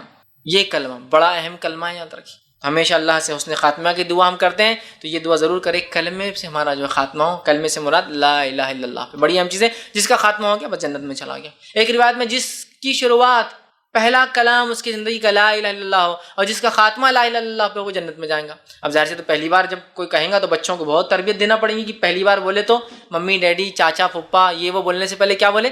لا الہ الا. بہت ٹریننگ دینا پڑے گی نا، بچپن سے بولتے رہنا. جب پیدا ہوئے 1 آدھ مہینے بولو بولو بولو تو جب بولیں گے تو لا الہ الا اللہ بولیں. اب پہلا کلمہ اور آخری کلمہ بڑی اہم بات ہے، وہ تو جنت میں گیا پھر. ٹھیک. 10ویں فضیلت اس کلمے کی جو آتی ہے وہ یہ کلمہ طیبہ پڑھنے پر آسمان کے دروازے کھول دیے جاتے ہیں اور یہ کلمہ سیدھے عرش تک پہنچ جاتا ہے. اس کی خصوصیت اس کلمے کی. آئیے حدیث کے الفاظ سنیے. جامع ترمذی کی روایت ہے، آپ نے فرمایا اور کہا رسول اللہ نے فرمایا کہ جب بندہ سچے دل سے لا الہ الا اللہ کلمہ طیبہ پڑھتا ہے، لا الہ الا اللہ پڑھتا ہے، تو اس کے واسطے آسمانوں کے دروازے کھول دیے جاتے ہیں اور یہ کلمہ عرش الہی تک پہنچ جاتا ہے، مگر شرط یہ ہے کہ اس کلمے کو پڑھنے والا گناہ کبیرہ سے بچتا رہے. تو یہ کلمہ عرش تک پہنچ جاتا ہے سیدھا. مطلب یہ کلمہ ڈائریکٹ میسج ہے، رب کو چلا جاتا ہے سیدھا نکل. آسمان کا کوئی دروازہ اس کو وتھ ہیلڈ روک نہیں سکتا. یہ سیدھے 7واں آسمان کو پار کرتا ہے، رب کے عرش کے پاس چلا جاتا ہے. لیکن کنڈیشن یہ ہے اس کلمے کے عرش تک پہنچنے کے لیے کہ انسان کبائر سے، گناہ کبیرہ سے بچتا رہے. نہ بڑے بڑے گناہوں سے نہ بچے تو یہ کلمہ عرش تک نہیں پہنچتا ہے، پھر بیچ میں رک جاتا ہے. تو یہ کلمے کی پہنچ سیدھا عرش تک ہے، سیدھا اوپر چلے جاتا ہے وداؤٹ کوئی مطلب ہوتا ہے نا، آپ کو کسی کو SMS بھیجنا ہے، کوئی بڑے آدمی سے بات ہی کرنا ہے تو 10 جھمیلے ہوتے ہیں اس کے پیچھے. رب سے اگر تعلق قائم کرنا ہے تو کلمہ عرش تک پہنچ جاتا ہے. صرف شرط یہ ہے کہ گناہ کبیرہ سے انسان بچتا رہے. تو اس کلمے کی پہنچ عرش تک ہے. چونکہ عرش والے کا کلمہ ہے تو عرش تک پہنچ بھی جاتا ہے، بس پہنچانے والا گناہ کبیرہ سے بچتا رہے. 11واں اس کی فضیلت اس کلمے کی آتی ہے کہ مرنے والے کے پاس لا الہ الا اللہ پڑھانا چاہیے. اگر پڑھتے ہوئے مر گیا تو جنت میں جائیں. مطلب پہلے تو آ گئی بات مرتے وقت جو پڑھ لے جنت میں، لیکن یہاں اضافہ کیا ہے؟ مرنے والے کو لا الہ الا اللہ کی تلقین کرنا چاہیے. اس سے یہ بات پتہ چل رہی ہے کہ یہ بہت اہم کلمہ ہے، بہت بڑی فضیلت ہے. تبھی تو مرنے کے وقت یہ کہنا ہے ہم کو، کس کو؟ مرنے والے کو. کیا کہنا ہے؟ لا الہ الا اللہ کی تلقین ہے نا. حدیث کے الفاظ دیکھیے، 11ویں فضیلت ہے یہ. طبرانی کی روایت ہے، آپ صلی اللہ علیہ وسلم فرمایا، کہا نبی اکرم صلی اللہ علیہ وسلم فرمایا اور سامنے کہا کہ لا الہ الا اللہ جس نے پڑھا وہ اس کلمہ طیبہ کو سن کر خود بھی پڑھے. مطلب آپ فرماتے ہیں جو مرنے والے کے پاس جائے اور اس کے پاس جا کر لا الہ الا اللہ پڑھے اور اس مرنے والے کو تلقین کرے، خود بھی پڑھے اور اس کو تلقین کرے، اگر یہ موت کے وقت پڑھتا ہوا مر گیا تو جنت میں ہوں گا. صحابہ نے سوال کیا، رضوان اللہ تعالیٰ اجمعین نے سوال کیا کہ عرض کیا ہے رسول اللہ صلی اللہ علیہ وسلم، اگر کوئی تندرستی کی حالت میں اس کو پڑھے؟ تو آپ نے کہا پھر تو یہ سب سے اچھی چیز ہے، لیکن جب کوئی مرنے کے وقت ہو تو ہم اس کے پاس جائیں، جا کر اس کو لا الہ الا اللہ لا الہ الا اللہ لا الہ الا اللہ کہیں. ہمارے پڑھنے سے ہو سکتا ہے اس کے زبان سے بھی وہ لفظ نکلے لا الہ الا اللہ، تو وہ ایسا انسان جس کا کلام لا الہ الا اللہ آخری اور اس پر اس کی موت آ جائے وہ جنت میں جانے والا ہے. تو میت کے پاس لا الہ الا اللہ کی تلقین کرنا ہے. زمین جائیداد کا نہیں پوچھنا ہے، پراپرٹی کسے ڈسٹریبیوٹ نہیں پوچھنا ہے، وہ زمین کا کیا کرنا ہے، یہ پلاٹ کچھ نہیں پوچھنا ہے ان سے، بچوں کی شادی کیسے کریں گے کچھ نہیں پوچھنا ہے، سوائے اس چیز کی تلقین لا الہ الا اللہ. کچھ کھلائیے پلائیے بھی مت. بہت سارے لوگ یہ غلطی کر دیتے ہیں موت کے وقت. آخری ٹائم پہ دودھ پی لے تو کوئی فضیلت نہیں ہے, آخری ٹائم پہ پانی پی لے تو کوئی فضیلت نہیں ہے, آخری ٹائم پہ کلمہ پڑھ لے تو سب کچھ ہو گیا. یہی تلقین کرنا لا الہ الا اللہ. تو کہا جس کا آخری کلام یہ ہو جائے, زندگی میں پڑھے تو بہت افضل ہے, وہ تو اچھا آپ نے فرمایا, لیکن جو مرے اور مرتے وقت کا زبان سے تلقین کرو, تم بھی پڑھو, اور اگر وہ پڑھ لے اس کی زبان سے نکل جائے تو بس پھر تو وہ کیا ہوں گا, جنت میں جائیں گا. اسی طرح جو ہے ایک اور روایت کے اندر آتا ہے جو کہ بخاری کی روایت ہے, جو ہے حضرت عتبہ بن مالک رضی اللہ عنہ اس کے راوی وہ کہتے ہیں آپ نے فرمایا اور کہا جو اللہ کی رضامندی کے لیے کلمہ طیبہ لا الہ الا اللہ پڑھے, قیامت کے دن دوزخ کی آگ اس پر حرام ہو جاتی ہے. یاد رکھیے بخاری کی روایت, دوزخ کی آگ اس پر حرام ہو جاتی, پہلے بھی آئی یہ بات, اور اگر مرتے وقت پڑھ لے تو جنت اس پر واجب ہوتی. 12ویں اس کی فضیلت اس کلمے کی ہے, کلمہ طیبہ کا پڑھنے والا جہنم سے نکالا جائے گا. اب چلے گیا کوئی انسان جہنم میں, گناہ گار تھا چلے گیا اور بھگت رہا ہے سزا جہنم کی, تو نکلنے کا سامان بھی کلمہ طیبہ ہے. مرتے وقت پڑھ لے تو جنت, پڑھ لیا تو جہنم حرام ہو گئی. موت کے وقت پڑھا جانا چاہیے, قبر میں آ کے کلمہ آپ کو جو ہے ثابت قدم رکھیں گا. مر گیا انسان, گناہ گار تھا, گناہوں کی سزا بھگت رہا ہے, لیکن اگر کلمہ طیبہ پڑھا ہوں گا تو نکلنے کا راستہ باقی ہے, ابھی اس نے اپنے لیے راستہ باقی رکھا. حدیث کے الفاظ سنیے, آپ صلی اللہ علیہ وسلم نے فرمایا, مستدرک حاکم کی روایت, آپ نے فرمایا اور کہا اخرجوا من النار من قال لا الہ الا اللہ وفی قلبہ ذرۃ من الایمان. اللہ رب العزت روز قیامت کہیں گا فرشتوں سے, اے فرشتوں اخرجوا من النار, نکال لاؤ ناک سے ان لوگوں کو, کن لوگوں کو, من قال لا الہ الا اللہ, جس مطلب لوگ نکلتے جائیں گے سائے بھگت کے, لیکن اللہ ایک ٹائم اعلان بھی کریں گا, نکال لو بس ان لوگوں کو جہنم سے جس نے کیا کیا ہو, من قال لا الہ الا اللہ, جس نے لا الہ الا اللہ کہا ہو, فی قلبہ, زبان سے نہ بھی کہا ہو تو دل میں تو کہا ہو کم از کم, ایسا بھی لالو اٹھا کر. اللہ تعالیٰ تو اپنے بندوں کو سزا نہیں دینا چاہتا نا, مغفرت کر, تو جاؤ لے کر آؤ جس نے لا الہ الا اللہ کہا ہو, منہ پہ نہیں تو دل میں کہا, لاؤ فی قلبہ, اس کے دل میں کبھی پڑھاؤ, لے کر آؤ نکال کر اس کو, فی قلبہ ذرۃ من الایمان, اور اس کے پاس ذرہ برابر بھی اگر ایمان ہوگا تو لاؤ. خالی وہ وربل پڑھنے والا نہیں تھا, ایک باری پڑھا ہو لیکن اس کے دل میں ایمان ہو. ذرہ برابر ایمان سے کیا مراد ہے؟ بہت سے لوگ بولتے ہیں حدیث میں ذرہ برابر ایمان جنت میں جائیں گا, تو اس کا کیا معنی ہے؟ اس کا معنی یہ ہے ایمان تو مکمل تھا, عمل نہیں کرنے کی وجہ سے ذرہ کہا گیا اسے, ورنہ اگر ایمان میں کوئی کمزوری آئے تو کبھی جنت میں نہیں جائیں گا انسان. یہ بات لکھ کے رکھ لیجیے. تو ذرہ برابر کیوں کہا گیا؟ ایمان تو مکمل ہو اس کا, لیکن عمل نہیں کرنے کے ذرہ کے لفظ استعمال کیے گئے. بہت سے لوگ بولتے ہیں اپن ایمان کیسا بھی رہے چل جا, ذرہ کا لفظ ہے نا, ذرہ تو ہے اپنے پاس. نہیں, ذرہ سے مراد ایمان مکمل تھا, جیسا ہونا ویسا تھا, لیکن اعمال نہیں ہونے کے ذرہ کہا جا رہا ہے اس کو حدیث میں. تو کہا ذرہ برابر ایمان ہو اور دل میں لا الہ الا اللہ کہا ہو, اس کو نکال کے لاؤ. اخرجوا من النار من قال لا الہ الا اللہ, نکال لاؤ اس کو جس نے لا الہ الا اللہ کہا ہو. پھر آگے فرمایا وذکرنی, اور میرا کبھی ذکر کیا ہو, وخافنی فی مقام, اور کبھی میرے سامنے کھڑے ہونے سے ڈرا ہو. ان سب کو لاؤ, دل میں پڑھا ہو, کبھی منہ سے کہا ہو, اور میرا ذکر کیا ہو کبھی, اور میرے سامنے کھڑا ہونے سے ڈرا ہو. یہ سب لوگوں کو نکال کے لا لو, اور فرشتے جا کر نکال کے لائیں. 13واں فائدہ اس کلمے کا لا الہ الا اللہ کے فوائد اور اس کے فضائل جو ملتے ہیں وہ یہ ہے, جو شخص 10 مرتبہ اس کلمے کو پڑھیں گا وہ اس کی مثال ایسی ہے جیسے کہ اس نے جو ہے 4 غلاموں کو آزاد کیا. حدیث میں الفاظ یوں آپ سے فرماتے ہیں, جو شخص لا الہ الا اللہ وحدہ لا شریک لہ لہ الملک ولہ الحمد وہو علی کل شیء قدیر, لیکن اس میں بھی لفظ لا الہ الا اللہ وحدہ لا شریک, نہیں کوئی معبود حق سوا اللہ رب العزت کے, وحدہ وہ ایک ہے, لا شریک لہ اس کے ساتھ کوئی شریک نہیں, اس کا کوئی ہمسر نہیں, اس کا کوئی برابر نہیں, اس کے لائق کوئی عبادت میں نہیں ہے, اس کی کوئی صفات نام اور صفات کسی کی وجہ سے نہیں ہے. لا شریک کوئی شریک نہیں, لہ الملک اسی کے لیے ساری ملکیت, ولا الحمد تمام تعریف ہے اسی کے لیے, وہو علی کل شیء قدیر وہ ہر چیز پر قادر ہے. جو اس کو پڑھ لیں گا 10 مرتبہ پڑھیں گا تو اس کو ایسا ثواب ملیں گا جیسے اس نے اسماعیل علیہ السلام کی اولاد سے 4 غلاموں کو آزاد کیا ہو. اسماعیل علیہ السلام کا حسب اور نسب یہ دنیا کا سب سے پاکیزہ حسب اور نسب ہے. آپ صلی اللہ علیہ وسلم نے فرمایا آدم سے لے کر مجھ تک میری نسب میں کسی نے زنا نہیں کیا. کافر تو ہو سکتے ہیں, نسب کے اعتبار سے کوئی فالٹ نہیں, نسب پاکیزگی نسب کی, کہ ساری اولادیں جو ہے کوئی ولد الزنا نہیں ہے. تو کہا میری نسل میں آدم سے لے کر, اور آپ اسماعیل علیہ السلام کی نسل سے تھے, تو گویا اسماعیل علیہ السلام مطلب سب سے پاکیزہ نسل میں سے 4 غلام آزاد کرنے کے برابر ہے. حدیث میں اسماعیل علیہ السلام کی اولاد میں سے, مطلب اسماعیل علیہ السلام کی اولاد تو کسی نے غلام بنا دیا, ان میں سے 4 لوگوں کو آزاد کرنے کا ثواب ہے 10 مرتبہ لا الہ الا اللہ وحدہ لا شریک لہ لہ الملک ولہ الحمد وہو علی کل شیء قدیر پڑھنے کا. اس میں شروعات لیکن پھر لا الہ الا اللہ, یہ کلمے کی فضیلت دیکھیے آپ. اصل تو یہی ہے, اس کے بعد پوری تعریف ہے, نہیں کوئی معبود برحق سوا اللہ کے وحدہ, پھر وہ ایک ہے, اصل کلمہ لا الہ الا اللہ ہی اس کے اندر. وہ ایک ہے، اسی کے لیے ملکیت ہے، اس کا ہمسر کوئی نہیں ہے، ساری تعریف اسی کے لیے ہے اور وہ سب چیز پہ قادر ہے نا۔ یہ 13واں فائدہ تھا۔ 14 بینیفٹ لا الہ الا اللہ کا پڑھنے کا، اس کا فضیلت واتی ہوئی ہے، اس کلمہ طیبہ میں اسم اعظم ہے، اللہ کا وہ اسم ہے، وہ نام ہے جو نام اللہ کو سب سے زیادہ پسند ہے، اور جس نام کے وسیلے سے جب دعا کی جاتی تو اللہ دعا کو رد نہیں کرتا۔ بہت سے لوگ بولتے دعائیں مانگے تو کیا وسیلہ لے، یہ وسیلہ ہے اسم اعظم۔ آپ سے کیا فرماتے سنیے، حدیث مسند احمد کی ہے، حدیث کا الفاظ اس طرح سے آپ سے فرما رکھا، جو اسم اعظم کے ساتھ دعا کریں گا اللہ تعالیٰ اس کی دعا قبول فرمائیں گا۔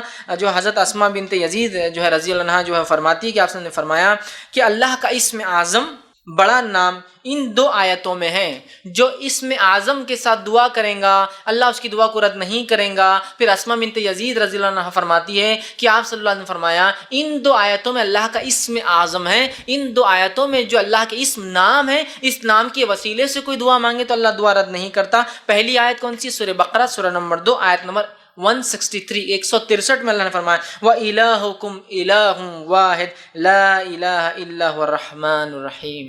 یہ آیت کیا ہے؟ وَإِلَٰهُكُمْ إِلَٰهٌ وَاحِدٌ، تمہارا معبود صرف تمہارا عبادت کے لائق صرف ایک ہے، واحد ایک ہے، لا الہ الا ہو، نہیں ہے کوئی معبود برحق سوائے اس اللہ کے، هو الرحمن الرحیم، وہ بڑا رحم کرنے والا، نہایت مہربان اور رحم کرنے والا ہے۔ تو یہ اسم اعظم ہے، اس میں کیا ہے؟ لا الہ الا ہو، لا الہ الا الرحمن الرحیم۔ تو یہاں بھی لا الہ کا لفظ دیکھیں پھر اس جملے کے اندر آ گیا، اس میں اعظم میں بھی آ گیا۔ دوسرا آپ نے فرمایا سورہ آل عمران کی آیت نمبر 2 جس میں اللہ نے فرمایا اللہ لا الہ الا هو الحی القیوم، ہے نا، اللہ لا الہ الا حی القیوم، تو کہ حی اور القیوم، لیکن اس سے پہلے دیکھیں اللہ لا الہ الا حی القیوم، کہ اللہ وہ ہے جس کے سوا کوئی معبود برحق نہیں، وہ زندہ ہے اور تمام چیزوں کو قائم رکھے ہوئے ہے۔ پھر آگے لا الہ الا اللہ، اسم اعظم۔ تو لا الہ الا اللہ کی فضیلت دیکھیے، جو لا الہ الا اللہ کے ساتھ اللہ کی دوسرے اسماء و صفات جوڑ کر جو ان آیتوں میں آ رہے ہیں دعا کرتا ہے، اس کی دعا رد نہیں ہوتی۔ کتنی بڑی فضیلت ہے لا الہ الا اللہ کی۔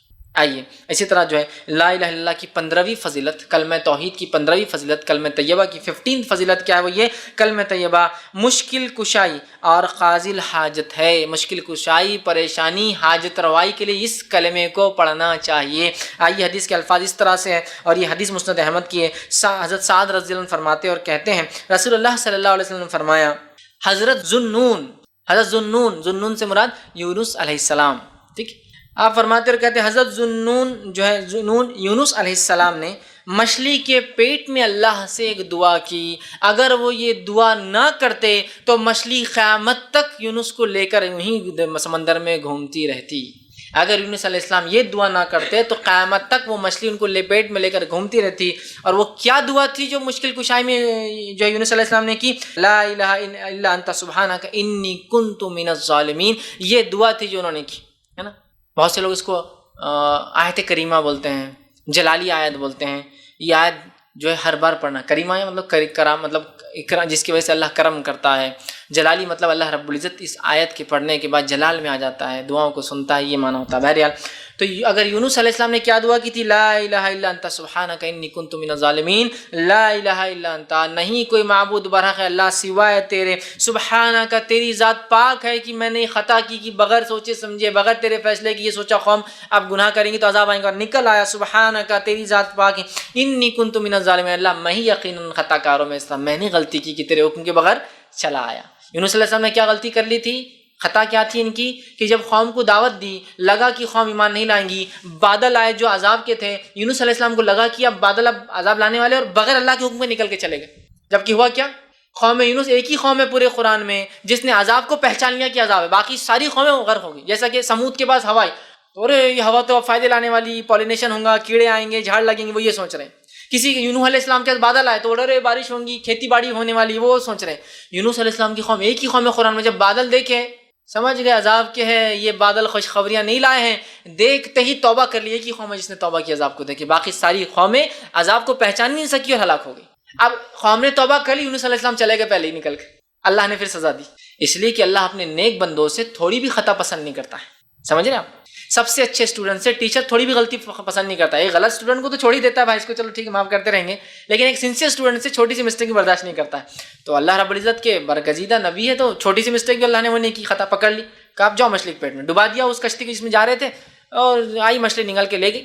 تو آپ سے فرماتے ہیں کہ اگر یونس یہ نہ پڑھتے تو اللہ تعالیٰ قیامت تک گھماتے رہتے ہیں یونس علیہ السلام کو. پھر آپ نے کہا رسول اللہ صلی اللہ علیہ وسلم آگے فرماتے ہیں جو مسلمان اس آیت کریمہ کو پڑھ کر دعا کرے اللہ تعالیٰ اس کی دعا قبول فرمائیں گا. پھر آگیا نا جملہ کیا ہے؟ لا الہ الا انت سبحان. آگیا پھر لا الہ الا اللہ. لا الہ الا اللہ کی برکات فضائل اتنے زیادہ ہیں جس کی کوئی انتہا نہیں. آئیے 16 بینیفٹ. 16ویں فضیلت لا الہ الا اللہ کی کیا ہے؟ کلمہ طیبہ پر اسلام کی بنیاد قائم ہے. اسی کلمے پر اسلام ٹکا ہوا ہے پورا. آپ سے ان کی کئی حدیثیں اتنی ہیں کہ کسی کو انتہا نہیں کہ بنی الاسلام علی خمس، اسلام کی بنیادیں 5 چیزوں پر ہیں. شہادت لا الہ الا اللہ وان محمد رسول اللہ، گواہی دے تو کہ اللہ کے سوا کوئی معبود برحق نہیں اور میں محمد صلی اللہ علیہ وسلم کا رسول ہوں.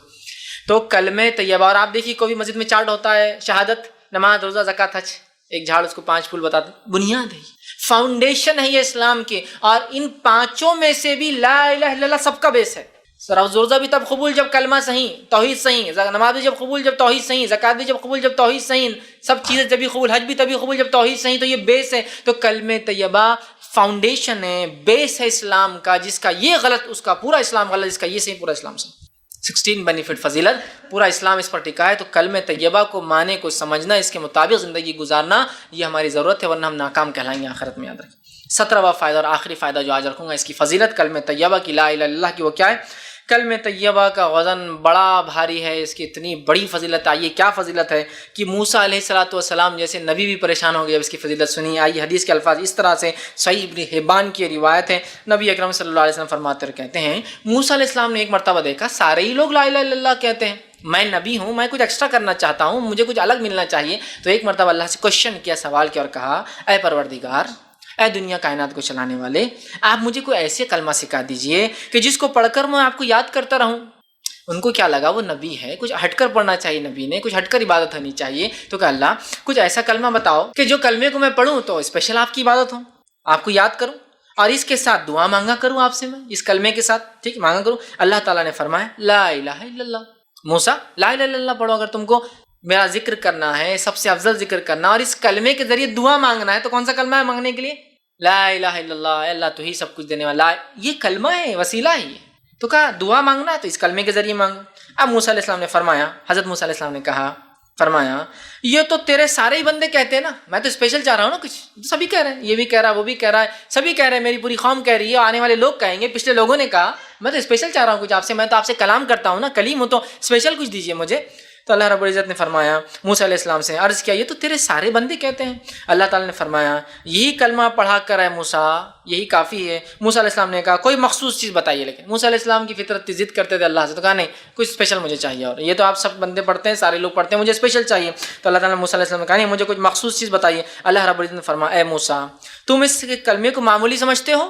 معمولی سمجھتے ہو؟ اگر اس کلمے کا وزن ترازو میں کیا جائے اور ایک پڑھنے میں ساری زمین اور ساری آسمان، مطلب 7 زمین اور 7 آسمان، مطلب 14 چیزیں رکھ دی جائے، اور دوسرے پلڑے میں صرف لا الہ الا اللہ جس کو تم معمولی سمجھ رہے ہو، مجھ سے کچھ ایکسٹرا مانگ رہے ہو، اگر اس کو رکھ دیا جائے تو لا الہ الا اللہ کا پلڑا بھاری ہو جائے گا، اور ساتوں زمین اور آسمان ہلکے ثابت ہوں گے. اور ساتوں زمین اور آسمان کا وزن کیا ہو سکتا ہے ہم اندازہ نہیں لگا سکتے. ان امیجنیبل اماؤنٹ آف ویٹ ہے وہ، اس وزن کا اندازہ نہیں. ہماری دنیا کا وزن کتنا ہوگا، ہماری صرف ملکی وے گیلیکسی میں ہمارے سورج اور ہماری جو آس پاس جو کائنات میں پلانٹ جس کو کہتے ہیں ان کا وزن کتنا ہوگا، اور ہماری ملکی وے گیلیکسی جس کے اندر دودھیا گیلیکسی میں 100 ٹریلین سٹار ہے، بہت بڑی گنتی ہوتی ہے، 100 بلین کا 1 ٹریلین ہوتا ہے، 100 ٹریلین سٹار ہے، اور ایک ایک تارہ سورج سے بھی کہیں کہیں گنا 10 20 30 30 40 بلکہ سورج کے مقابلے میں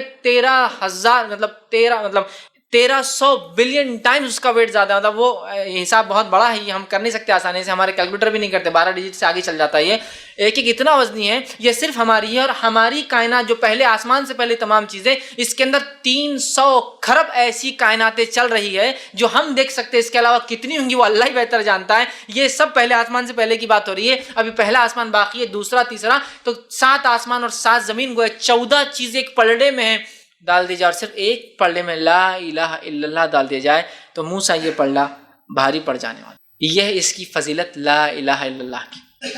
تو کیا یہ فضیلت صرف پڑھنے سے ہے؟ نہیں میرے بھائیوں، پڑھ کر اس کے تقاضوں کو پورا کر کے ساری زندگی توحید پر گزار کے اسی پر مرنے پہ ملتی ہے فضیلت. یہ کلمہ بہت بھاری کلمہ جو ہمیں مل چکا ہے، یاد رکھیے، اس کا فائدہ اٹھانے کی ضرورت ہے۔ آئیے آگے ایک اور واقعہ سنیں، بڑا پیارا واقعہ ہے اور مسند احمد کی روایت ہے۔ آپ صلی اللہ علیہ وسلم فرماتے ہیں میری امت کا ایک شخص جو شخص ہوگا اس شخص کو سب کے سامنے لایا جائے گا، ایک شخص اس امت سے، امت محمدی سے لایا جائے گا، سب کے سامنے لایا جائے گا، اس کے اعمال کے 99 دفتر ہوں گے، 99 رجسٹرز فل ہو چکے ہوں گے، اور 99 کے 99 رجسٹرز گناہوں سے فل ہوں گے، اس کی اتنا گنہگار گا۔ میری امت کا ایک شخص لایا جائے گا جس کے 99 دفتر ہوں گے، حساب کتاب کے رجسٹرز ہوں گے، ہر دفتر کو جب اس کے سامنے کھولا جائے گا تو ایک دفتر زمین سے لے کر آسمان تک کھل جائے گا، جہاں تک نظر جائیں گے اس کا دفتر کھلا ہے کھلا ہے کھلا ہے کھلا ہے اور کھلا ہے، اتنا بڑا دفتر۔ مطلب ایک اس کا رجسٹر جس میں اس کے نام اعمال فرشتوں نے لکھے ہیں، ایک دفتر جب کھولا جائے گا تو زمین اور آسمان کے اتنا جہاں تک نظریں جائیں گی وہ دفتر کھلا ہوگا اور اس میں اس کے گناہ لکھے ہوئے ہوں گے۔ تو 99 رجسٹر بھرے ہوں گے اس کے صرف گناہ سے، 99 دفتر، حدیث میں الفاظ ہے۔ اللہ سبحانہ تعالیٰ اس سے فرمائیں گا اور اس سے کہیں گا کیا تو ان دفتروں میں سے کسی دفتر اور کسی فرشتے کی لکھی ہوئی چیز کا انکار کرتا ہے، ڈینائل کرتا ہے کہ میں نے گناہ نہیں کیا؟ کہیں گے اللہ نہیں، میں ایک چیز کا بھی تجھ سے انکار نہیں کر سکتا ہوں کہ گناہ میں نے نہیں کیا، مطلب میں نے سب کیا یہ گناہ۔ 99 رجسٹرز گناہوں سے فل ہے، ایک دفتر زمین سے آسمان کے بیچ میں کھلا ہے، سارے گناہوں سے بھرے۔ اللہ پوچھیں گا اے بندے تجھ پر کوئی ظلم تو نہیں ہو رہا ہے نا، میرے فرشتوں نے کوئی بات غلط تو نہیں لکھی ان دفتروں میں سے، چیک کر۔ وہ کہیں گے اللہ ایک بات بھی تیری فرشتوں نے غلط نہیں لکھی، سب کیا میں نے، واقعی میں اتنا گناہ گار تھا۔ ان کا اقرار کر لیں گا، وہ کہیں گا دفتر کا انکار کرتا ہے، وہ لکھنے والے نگران فرشتوں سے تجھ پر کوئی ظلم کیا ہے؟ تو وہ شخص کہیں گا اور اللہ تعالیٰ سے فرمائیں گا اے اللہ تیرے فرشتوں سے کوئی خطا اور غلطی نہیں ہوئی میرے پروردگار۔ پھر اللہ تعالیٰ فرمائیں گا کیا تجھے کوئی عذر ہے، کیا تو کوئی پیش کر سکتا ہے ایک عذر کہ نہیں ایسا نہیں اللہ، ایسا تھا تو ایسا کیا؟ وہ کہیں گے اللہ مجھے کوئی عذر نہیں، میں نے گناہ کیے ہے، میں کیا بولوں اب تجھے عذر، نہ میرے پاس کوئی عذر ہے، نہ تیرے فرشتوں نے کوئی مسٹیک کی رائٹنگ میں، سب صحیح ہے جو انہوں نے لکھا ہے، میں تھا اتنا گناہ گار، 99 دفتر میرے گناہوں سے جو بھرے واقعی میں نے کیے ہے۔ اللہ تعالیٰ فرمائیں گا ہاں میرے پاس تیری ایک نیکی لیکن باقی ہے، چونکہ آج کا دن تجھ پر کوئی ظلم نہیں کیا جائے گا، آج کا دن تجھ پر کوئی ظلم نہیں کیا جائے گا، تیری ایک نیکی ہے جو میرے پاس پڑی ہے وہ بھی دے دیتا ہوں تجھے، 99 دفتر تو دیکھ ہی رہا ہے، ایک نیکی اسی دیے جائیں گے جس کے لیے حدیث میں الفاظ آتا ہے بطاقہ۔ بطاقہ ویسے جو لوگ گلف جاتے ہیں ایک آئی ڈی کو بولتے ہیں بطاقہ، کہتے ہیں ایک چھوٹے سے کور، اس پہ کچھ لکھ کے دیا جاتا ہے جا کے بتا دو میرا نام، بطاقہ، تو اس کو حدیث بطاقہ بھی بولتے ہیں۔ تو اس کو ایک چھوٹا سا آئی کارڈ اللہ ایسا چھوٹا سا دیں گا، چٹھی دیں گا، کہیں گا ایک ہی نیکی ہے تیری ملتی ہے، چونکہ آج ظلم تو نہیں ہوگا، 99 دفتر کھلے گناہ کے، نیکی بھی تیری لیکن ہے ایک، تو وہ ایک چھوٹا سا کور جو بند ہوگا لفافہ، ایک چھوٹی چٹھی ہوگی اس کو دی جائیں گی، بس تیرا ایک نیکی باقی تھی، یہ ایک نیکی تو لے لے، ٹھیک ہے، اور ہاں تیری ایک نیکی جو میرے پاس ہے تو اس نیکی کو لے لے، اور قیامت کے دن تجھ پر کوئی ظلم نہیں کیا جائے گا، جو تیرے گناہ ہے اس کی سزا دی جائیں گی، جو تیری نیکیاں وہ بھی تجھے دی جائیں گی نا، ایسا نہیں کہ اتنے گناہ ہے تو تیری ایک نیکی نہیں، لے تیری نیکی دی جائیں گی، اور اس کے بعد وہ نیکی کو لیں گا، پھر ایک پرچہ نکالا جائے گا جس میں جو ہے وہ جو پرچہ ہوگا، جب وہ پرچے کو وہ انسان کھولیں گا اس پرچے میں لکھا ہوگا اشہد ان لا الہ الا اللہ و اشہد ان محمد عبدہ و رسولہ، یہ لکھا ہوا ہوگا۔ اس نے زندگی میں ایک بار گواہی دی تھی کہ میں گواہی دیتا ہوں کہ اللہ کے سوا کوئی معبود برحق نہیں، اور میں گواہی دیتا ہوں کہ محمد صلی اللہ علیہ وسلم اس کے بندے اور رسول